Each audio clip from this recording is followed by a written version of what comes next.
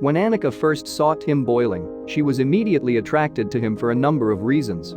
He was funny and smart, and his sarcastic jokes always made her laugh. Annika was happily married to Tim and had a beautiful son named Shane before she knew it. Their small family in Highland Park, New Jersey, was a great example of happiness, love, and sweetness until something terrible happened that changed them and their lives forever.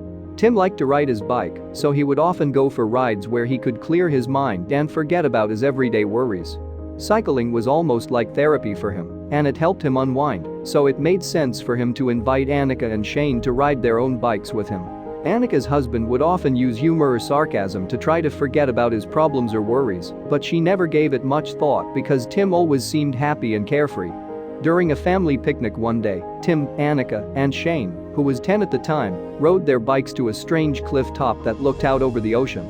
Annika took out her Polaroid camera after a light dinner and started taking pictures of Tim and Shane sitting together. As the photo came out, she couldn't help but smile big when she saw her husband and son smiling excitedly and being caught up in a truly heartfelt moment. Annika didn't know about Tim's inner struggle, which was never obvious on the surface. Tim took his own life one sad day after he could no longer fight his clinical depression. Even though his family and friends were there for him and cared about him, he couldn't find another way out. After having the mental illness for a few months or maybe a year, Annika noticed that he was drinking more and more. This was likely because of the emotional problems he had been having. Before Tim realized it, he had become a very bad alcoholic and went to get help for it.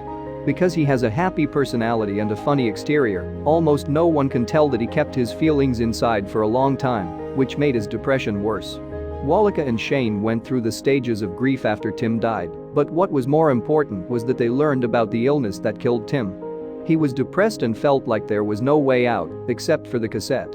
Some people with depression can get help and get better, while others can't. Now that she was a single mother, she told Shane about the disease that killed his father. The little boy didn't really know if there was anyone who helped people with clinical depression, but he wanted to do something to help people who were going through the same mental illness that his late father had.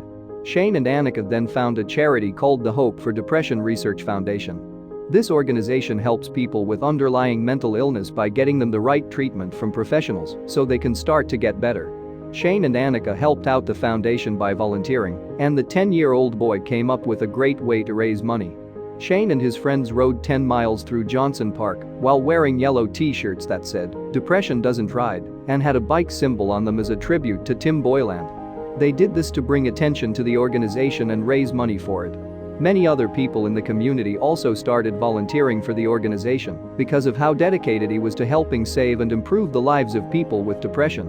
Annika and the people who worked at the Hope for Depression Research Foundation were both very proud of Shane.